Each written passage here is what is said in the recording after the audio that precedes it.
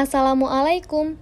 Perkenalkan, saya Hilda Safira bersama teman-teman saya Wahyu Ariga dan Serli Fania Resa dari mahasiswi Islam Negeri UIN Araniri Banda Aceh, Prodi Ekonomi Syariah, ingin sedikit membahas tentang reksadana syariah.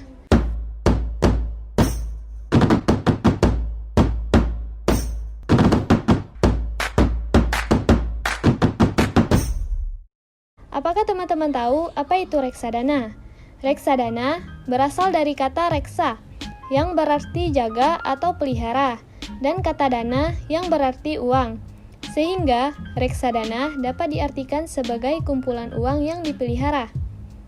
Reksadana pada umumnya diartikan sebagai wadah atau tempat yang dipergunakan untuk menghimpun dana dari masyarakat pemodal dan selanjutnya diinvestasikan dalam bentuk portofolio efek. Di antaranya adalah saham, obligasi, falas, dan deposito oleh manajer investasi. Menurut Undang-Undang Pasar Modal Nomor 8 Tahun 1995 Pasal 1 Ayat 27, reksadana adalah wadah yang dipergunakan untuk menghimpun dana dari masyarakat pemodal untuk selanjutnya diinvestasikan dalam portofolio efek oleh manajer investasi. 3 unsur penting dalam pengertian reksadana yaitu adanya kumpulan dana masyarakat baik individu maupun institusi, investasi bersama dalam bentuk suatu portofolio efek yang telah terdiversifikasi, dan manajer investasi dipercaya sebagai pengelola dana milik masyarakat investor. Sedangkan reksadana syariah mengandung pengertian sebagai reksadana yang pengelolaan dan kebijakan investasinya mengacu pada syariah Islam.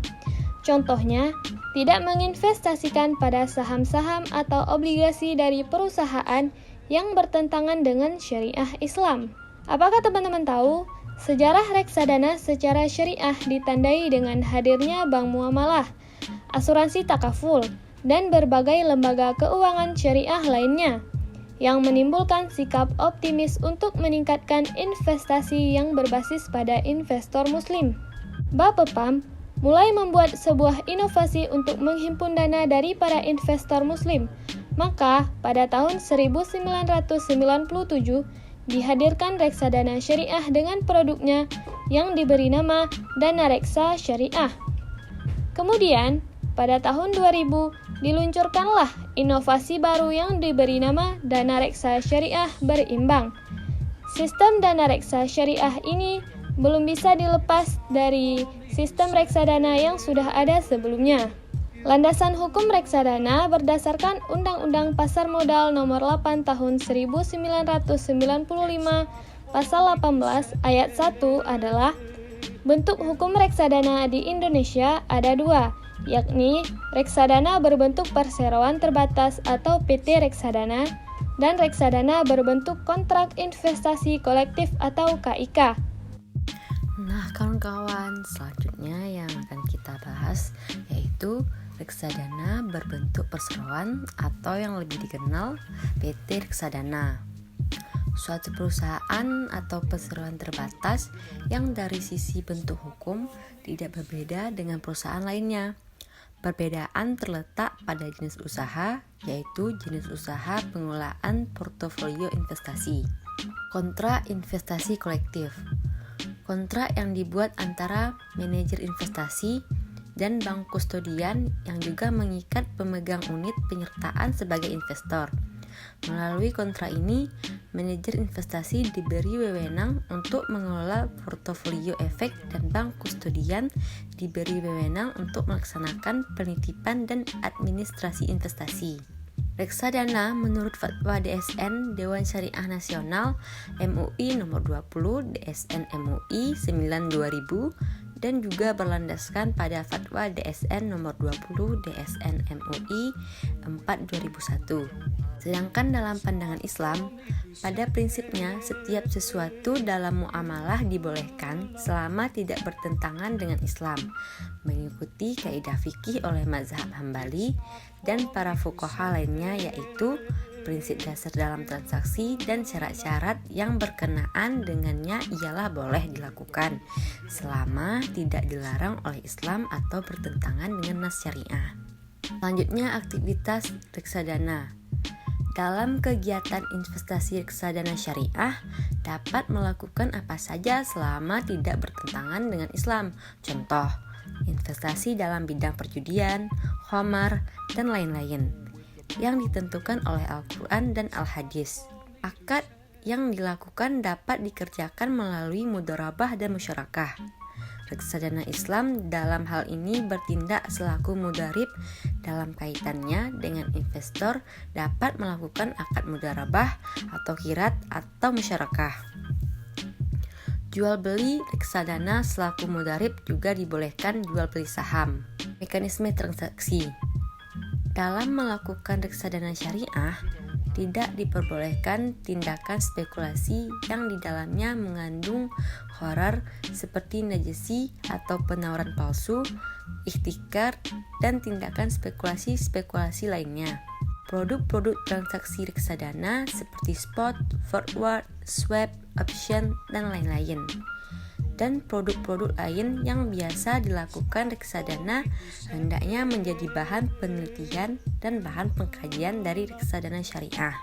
Untuk membahas masalah atau problem yang memerlukan penelitian dan pengkajian ulang seperti menyeleksi perusahaan-perusahaan investasi, pemurnian pendapatan, formula pembagian keuntungan, dan lain-lain, hendaknya dibentuk Dewan Pengawas Syariah yang ditunjuk oleh MUI. Fungsi dan manfaat. Investor meskipun tidak mempunyai dana yang cukup besar dapat melakukan diversifikasi investasi dalam efek sehingga dapat memperkecil risiko. Reksadana syariah mempermudah pemodal atau investor untuk berinvestasi di pasar modal karena dalam menentukan pilihannya terhadap saham yang ingin dibeli bukan suatu masalah yang mudah dan semua orang dapat melakukannya. Akan tetapi dibutuhkan suatu pengetahuan dan keahlian khusus dalam hal tersebut.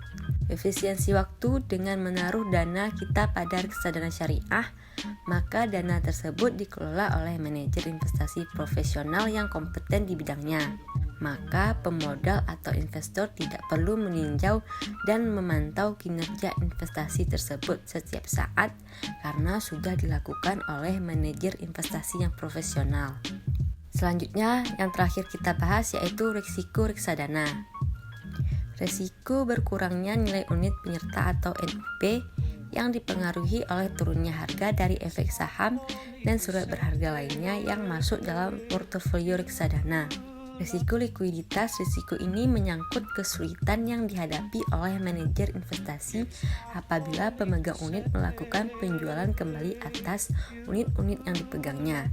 Manajer investasi kesulitan dalam menyediakan uang tunai dalam penjualan kembali atas unit tersebut.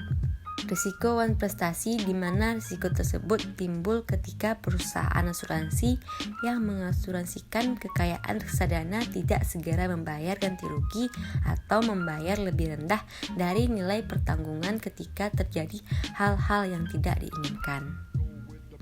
Nah, sekarang kita jadi tahu nih apa definisi dari reksadana syariah itu sendiri. Semoga ilmu ini bermanfaat ya. Baiklah, sampai di sini dulu ya literasi kami yang berjudul Reksadana Syariah. Apabila terdapat kekurangan dan kekeliruan, mohon dimaafin ya. Kami akhiri, wabillahi taufiq wal hidayah. Wassalamualaikum warahmatullahi wabarakatuh.